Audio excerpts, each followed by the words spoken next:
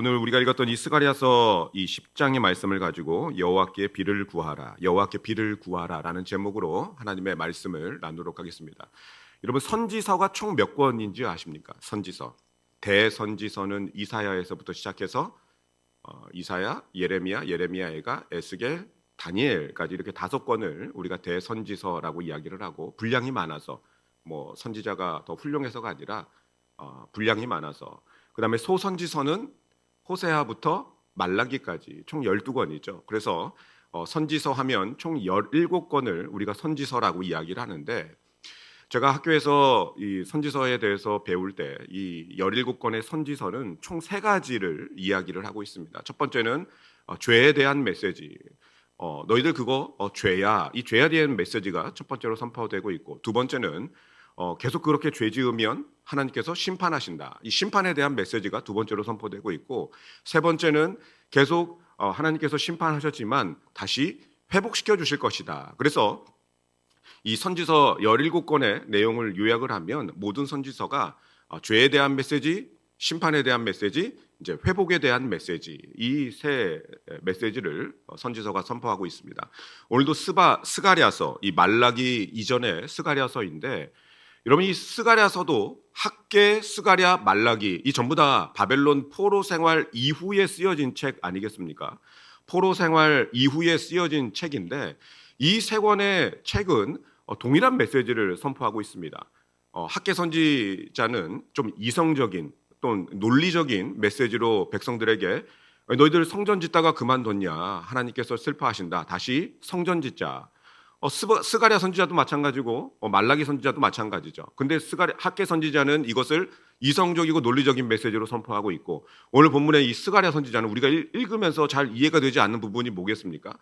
비유로, 이 비유법으로 계속 이렇게 사용을 하고 있기 때문에 이제 조금 이해하기가 쉽지 않은 거죠. 스가랴 선지자는 비유를 가지고 또 하나님께서 보여주셨던 환상을 가지고 너희들 지금 다시 무너졌던 성전을 짓는 거에 힘을 내야 된다, 이것을 비유나 환상으로 설명하고 있고, 말라기 선지자는 이 똑같은 메시지를 직설적으로 선포하죠. 너희들 그렇게 자꾸 죄 지으면 여호와께서 얼굴에 똥을 바르실 것이다, 그렇게 표현을 하고 있거든요. 직설적으로 선포를 하고 있습니다. 그래서 학개 선지자, 스가랴 선지자, 말라기 선지자, 동일한 메시지를 이렇게 청중이 다르기 때문에 이런 말씀으로 선포를 하고 있다. 오늘 본문 스가랴 선지자도 똑같이 포로기 이후에 이스라엘 백성들을 위해서 쓰여진 하나님의 말씀인데, 여러분이 바벨론 포로 생활 70년 이후에 백성들이 다시 이스라엘로 돌아왔다. 이 전적인 하나님의 은혜 아니겠습니까? 전적인 하나님의 은혜인데, 그런데 문제가 무엇이냐면 그 은혜를 오래 간직하지 않았다라는 것입니다. 저와 여러분들도 마찬가지일 수 있죠. 은혜를 받을 때는 공짜이고 또 은혜는 선물 아니겠습니까? 당연하게 받아들이지만 이 은혜 받은 것을 쉽게 잊어버리는 게 이제 문제입니다. 그래서 그 은혜를 우리가 오랫도록 간직하기 위해서는 어떤 결단이 필요합니다. 특별한 결단. 받은 은혜를 여러분 기록해 놓지 않으면 응답받은 기도 제목 그것을 기록해 놓지 않으면 다 잊어버리죠. 그래서 자주 꺼내서 읽어봐야 하고, 하나님께서 여기까지 인도하셨다. 에베네셀 하나님, 그 기념비를 세웠지 않습니까? 그래서 기념비를 세워서 다른 사람들과 은혜를 나누기도 하고, 이것을 하지 않으면 잊어버린다라는 것입니다. 이스라엘 백성들이 바벨론 포로 생활을 하고 난 이후에 이스라엘 땅으로 예루살렘으로 돌아왔을 때 처음에 얼마나 눈물로 감격을 했냐면, 시편에 이렇게 표현하고 있습니다. 시편 126편 1절과 3절에 여호와께서 시온의 포로를 돌려보내실 때 우리는 꿈꾸는 것 같았도다. 얼마나 기뻤으면 꿈꾸는 것 같았도다. 이게 꿈이야 생시야. 3절 보면 여호와께서 우리를 위하여 큰 일을 행하셨으니 우리는 기쁘도다. 너무너무 기뻤던 그 감격이 그대로 우리에게 전해지고 있지 않습니까? 그런데 이렇게 기뻤는데 15년이 지나자 그냥 그 감격이 다 식어버렸다는 것입니다.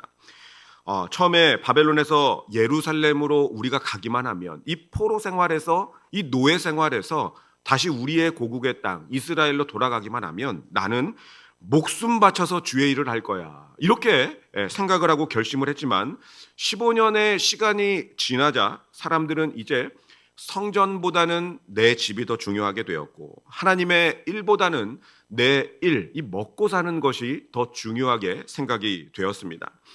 영적인 회복보다 경제 회복이 우선이야. 먹고는 살아야 될 거 아니야. 여기에 관심을 기울였다는 것이죠.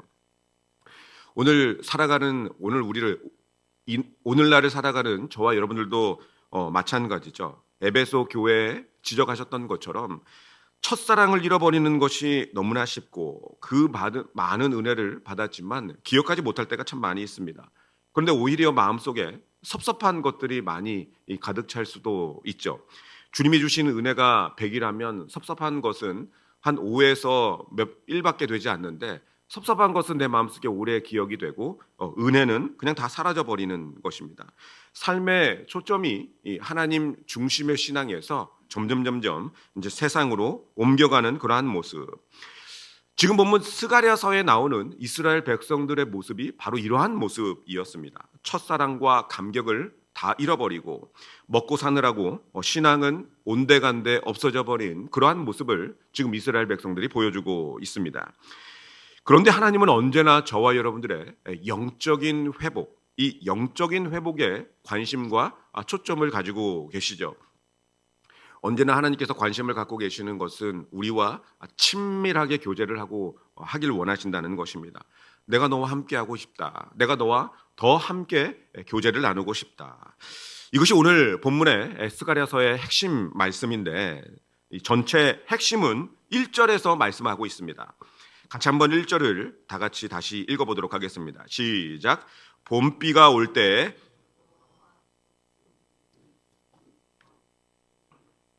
무리에게 소낙비를 내려서 채소를 각 사람에게 주시리라. 오늘 본문 전체를 관통하는 핵심 말씀은 여호와께 비를 구하라는 것입니다. 비를 구하는 것.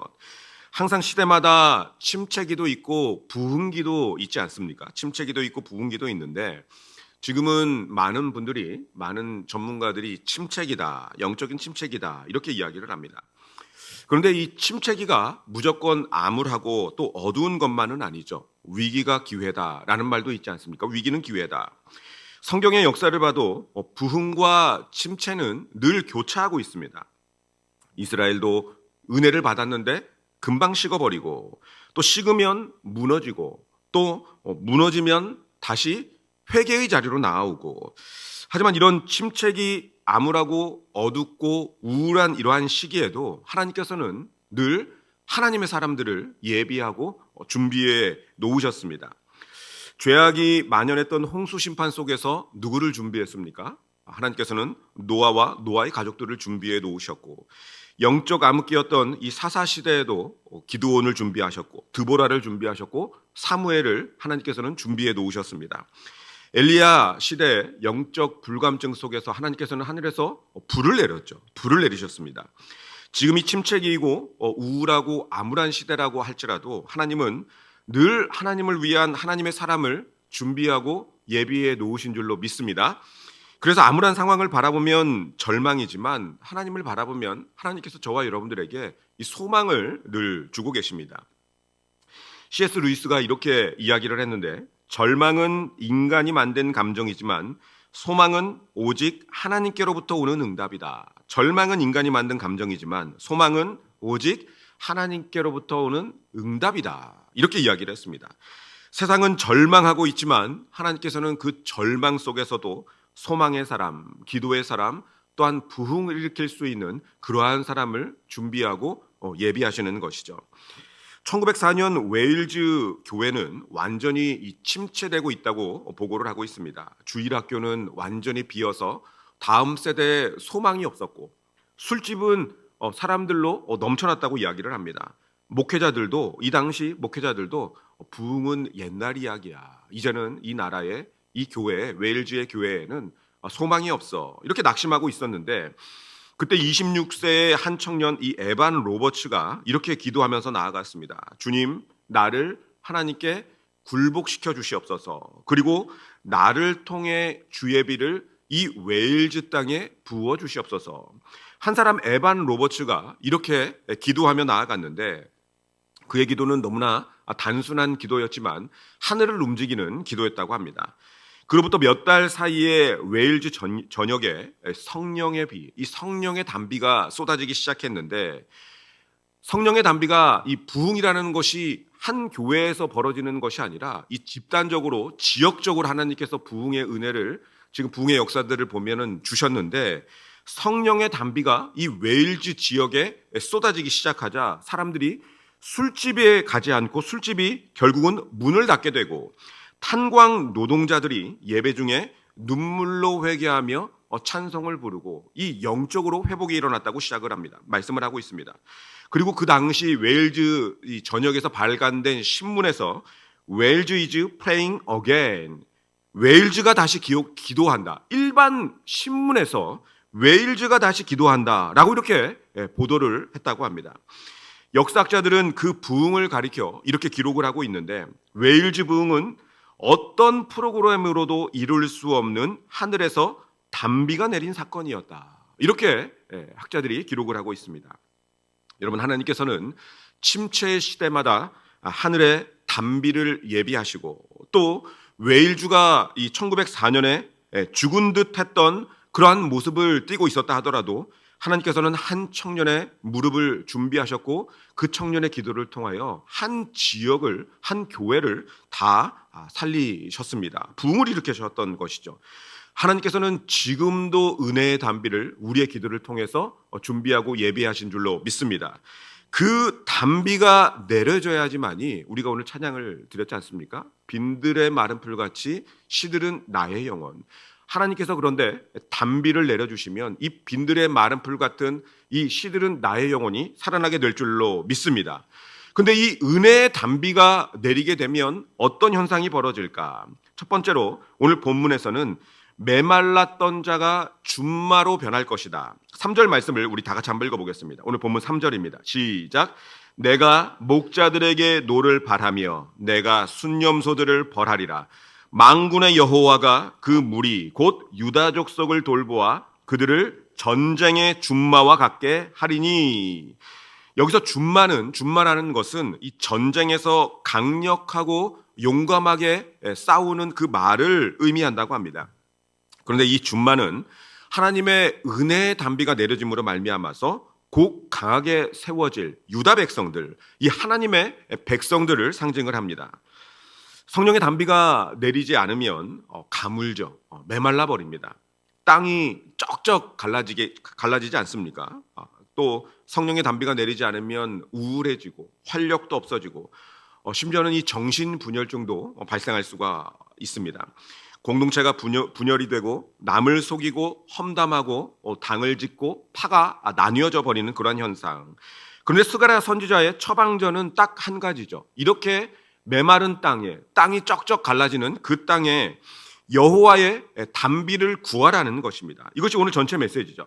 여호와께 비를 구해서 여호와께서 단비를 내려주시면 모든 상황이, 메말랐던 상황이 다 종료가 된다는 것입니다. 메말랐던 자들이 살아나게 된다는 것이죠.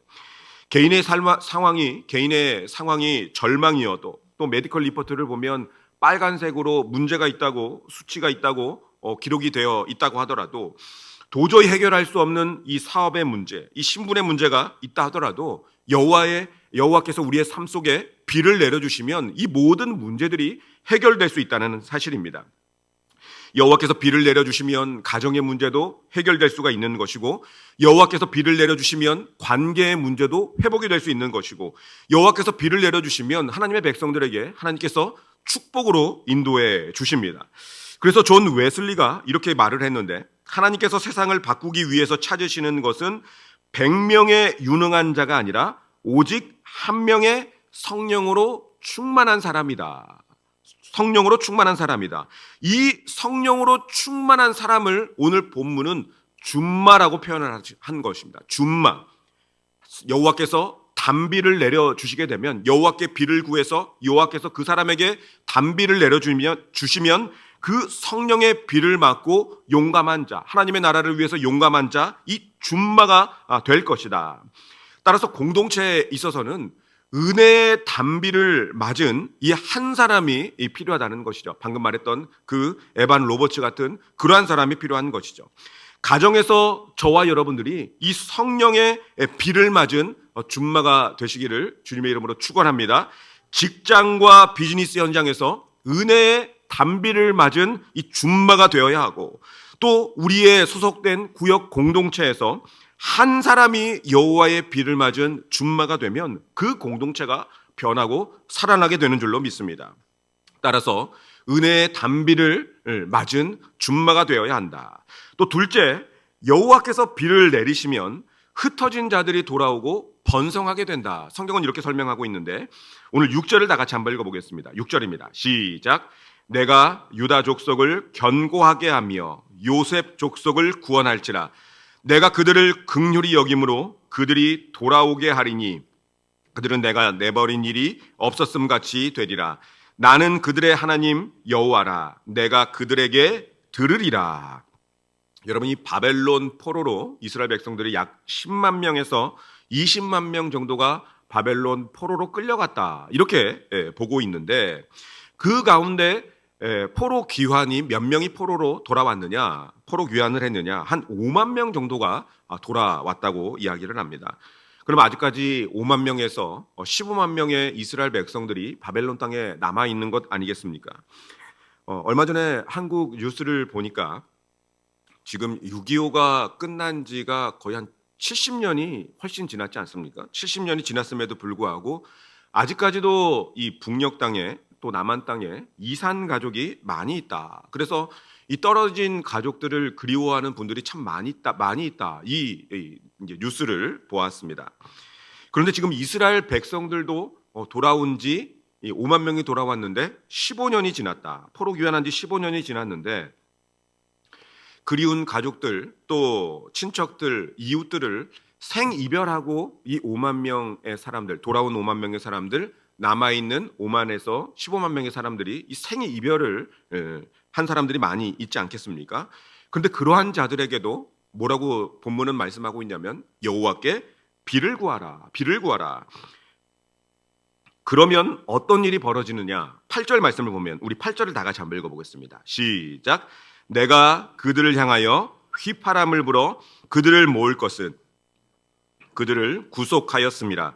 그들이 전에 번성하던 것 같이 번성하리라. 내가 그들을 향하여, 여호와께서, 목자 되신 여호와께서, 목자들이 뭐 휘파람을 부는 그 방법이 여러 가지가 있지 않습니까? 휘파람을 불면 그들이 다시 고국으로 돌아오게 될 것이다. 목자가 양들을 향해서, 흩어져 있는 양들을 향해서 휘파람을 부는데 그 휘파람을 불었을 때 돌아오는 그 광경, 여러분 영상을 우리가 한번 보도록 하겠습니다.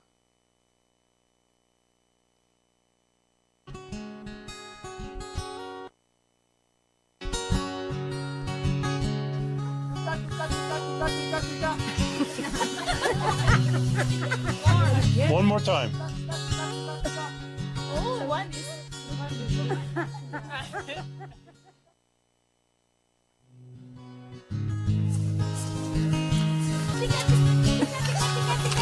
Louder. Tika tika tika tika. Tika tika tika tika. Tika tika. Tika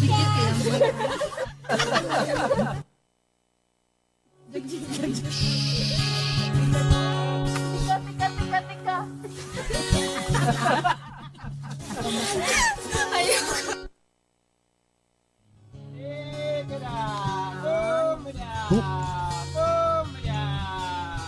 Look at them. Look at them.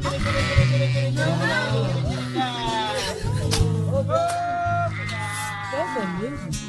Isn't that amazing? They are coming. Oh my God. Woo! Oh my God. I can't believe it. Oh my God. This is high surprise. Oh my God. This is amazing. One more. You scared them. Yeah. Yeah, Eunice made him go away. Oh my God. Was that cool or what? Yeah. You will never have the same again. I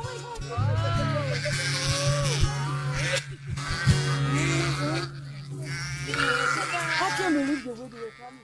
네, 이 광경을 이스라엘 백성들은 모두 알고 있는 광경이죠. 다른 사람이 부르면 전혀 반응하지 않지만 여호와께서 우리의 목자가 되시기 때문에 흩어져 있는 백성들이라 할지라도 목자가 휘파람을 불면 그들이 돌아오게 될 것이다. 이것을 설명을 하고 있습니다. 근데 이 본회퍼 목사님은 이 여호와의 휘파람 소리를 여호와의 말씀이라고 이야기를 하는데 이렇게 고백을 합니다. 하나님의 말씀은 교회를 부르시고 교회를 살리고 교회를 다시 세운다. 오늘 본문에서는 휘파람을 불면 내 백성들이 돌아오게 될 것이다 라고 말하고 있지만 이 본회퍼 목사님은 이 휘파람이 하나님의 말씀이라고 이야기를 해서 하나님의 말씀이 울려 퍼지게 되면 그 말씀이 교회를 부르게 되고 교회를 살리게 되고 교회를 다시 세우게 된다. 이렇게 설명을 하고 있는 것이죠. 따라서 하나님의 말씀이 선포되면 또 여호와께서 비를 내려주시면 은혜의 비를 내려주시면 흩어진 자들이 돌아오게 될 것이다. 이렇게 본문은 말씀하고 있습니다. 따라서 저와 여러분들이 낙심하지 말아야 될 이유 중에 하나가 여호와의 말씀은 여전히 능력이 있는 말씀인 줄로 믿습니다. 그 말씀이 지금도 우리를 향해서 말씀하고 있고 불러주고 계시기 때문에 우리가 낙심할 수가 없는 것이죠. 지금은 메마르고 흩어진 것처럼 보일지라도 주님께서 한 번만 휘파람을 불면 모든 것이 회복이 됩니다. 그분의 말씀 한마디면 무너진 가정도 회복이 되고 식어진 사랑이 다시 타오르게 되고 죽은 영혼들도 다시 마른 뼈가 살아나는 것처럼 숨을 쉬게 된다는 것이죠. 따라서 여호와의 휘파람 소리를 듣는 자마다 돌아오고 회복하고 번성하게 될 줄로 믿습니다.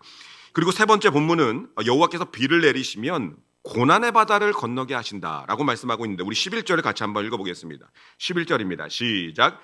내가 그들이 고난의 바다를 지나갈 때에 바다 물결을 치리니 나일의 깊은 곳이 다 마르겠고 아수르의 교만이 낮아지겠고 애굽의 규가 없어지리라. 여호와의 비를 구하라는 말은 하나님의 임재와 능력과 역사를 구하라는 말이죠. 본문의 고난의 바다는 출애굽의 이 홍해를 상징합니다. 출애굽의 홍해를 상징하는데 이스라엘 백성들이 힘들게 애굽에서 빠져나왔지 않습니까? 앞에는 홍해고 뒤에는 애굽의 군대가 추격을 하고 있었습니다. 이때 하나님께서 바다에 바람을 부르셔서 바다를 갈라주셨고 젖어있는 이 뻘처럼 젖어있는 이 땅을 다 마르게 하셔서 이스라엘 백성들은 마른 땅을 건너게 되었습니다. 하나님께서 홍해를 바람으로 가르시는 그 모습을 본문에서는 바다 물결을 치리니라고 이렇게 스가랴 선지자가 표현을 하고 있는 것이죠. 저와 여러분들을 둘러싼 고난들이 많이 있지 않습니까? 많이 있는데 어떤 목사님은 인생길이 이 피바다를 노져가는 것이다 이렇게 설명을 했습니다. 피바다를 노져가는 것이다. 생각만 해도 끔찍한데 결론적으로 하나님의 은혜는 이러한 고난의 바다를 쳐서 저와 여러분들로 하여금 이 마른 땅을 건너게 하시는 은혜입니다. 하나님은 지금도 저와 여러분들을 둘러싼 이 고난의 바다를 쳐서 건너게 하십니다. 앤드류 머리에가 이렇게 말했는데 하나님은 우리가 그분을 신뢰하는 순간 불가능한 일을 가능하게 하신다. 우리가 하나님을 신뢰하는 순간 하나님은 불가능한 일을 가능하게 만드신다. 이스라엘에는 이 두 가지 비가 있다고 하지 않습니까? 이른비와 9월 10월경에 내리는 9월 10월경에는 이른비, 이 씨 뿌리기 전, 이 파종할 때라서 이때 비가 내려야 땅이 부드러워지고 3, 4월경에는 추수기, 이 늦은 비가 내려야 수확에 어려움이 없다고 이야기를 하는데 여러분 이 늦은 비는 곡식을 여물게 하는 비입니다. 열매를 거두게 만드는 비. 본문에서 말하는 비는 바로 늦은 비를 말하고 있죠. 하나님께 늦은 비를 구하고 있는 것입니다. 수확이 가능하고 열매를 맺기 위해서는 하나님께서 늦은 비를 우리에게 내려주셔야 된다는 것입니다. 근데 여러분 이 구약의 늦은 비의 이미지가 사도행전의 오순절 성령 강림의 그 이미지를 묘사하고 있습니다. 이제 열매를 거두고 결실하게 만드는 비, 이것이 늦은 비인데, 저와 여러분들의 인생 가운데에서도 이 스가랴 선지자가 이야기하고 있는 것은 지금 늦은 비가 필요하다는 것입니다. 항상 사람들이 시작은 거창하게 시작하지만 열매를 맺지 못하고 용두삼이, 이 끝이 흐지부지 되는 이유가 무엇이냐면, 이른 비는 내렸지만 늦은 비, 이 결실의 비가 내리지 않았기 때문인 것이죠. 사업에도 마찬가지 아닙니까? 시작할 때는 얼마나 거창하게 시작합니까? 그런데 열매를 맺지 못하는 이유는 우리의 삶 가운데 하나님의 늦은 비가 내리지 않았기 때문입니다. 사람과의 만남에도 열매를 맺기 위해서는, 결실을 맺기 위해서는 늦은 비가 필요하다는 것이죠. 그래서 스가랴서 전체의 주제가 이 스가랴서 4장 6절인데 4장 6절 하반절에 이렇게 말씀하고 있습니다.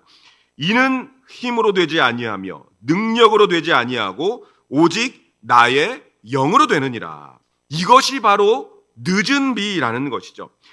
여호와께서, 하나님께서 우리에게 비를 내려주시기만 하면 이제 된다는 것입니다. 이른 비는 이미 내려졌기 때문에 우리 삶 속의 결실과 열매, 이것을 수확하기 위해서는 이제 늦은 비, 여호와께 비를 구해서 늦은 비를 내려주시면 이제는 결실을 맺을 수가 있다. 오순절 성령 강림, 이 마가의 다락방에서 120 문도들이 하나님 앞에 구했을 때, 그때 늦은 비를 구한 것이죠. 늦은 비. 그때 늦은 비를 구했을 때 하나님의 성령의 충만한 역사가 나타나게 되었고, 베드로의 설교를 들은 3,000명의 사람들이 회개를 하고 주님께로 돌아온 놀라운 역사가 있었던 것입니다. 바로 이러한 늦은 비는 열매를 맺게 하는 놀라운 은혜와 성령의 능력을 상징하고 있는 것이죠. 말씀을 맺도록 하겠습니다. 결론적으로 오늘 말씀을 요약하면 단 하나의 간청으로 요약이 되는 것이죠. 여호와께 비를 구하라. 여호와께 비를 구하라. 하나님께서 비를 내려주시면 첫 번째로 낙심한 자는 이 준마, 이 용사가 되고, 두 번째 흩어진 자들이 돌아오게 되고 휘파람을 불어 주님께서 돌아오게 할 것이다. 세 번째, 우리를 둘러싼 그 어떠한 고난의 바다도 갈라지고 아름다운 열매를 맺게 될 것이다. 저와 여러분들의 삶 속에 은혜의 단비가 충만히 내려짐으로 말미암아 이러한 역사가 나타나게 되시기를 주님의 이름으로 축원합니다.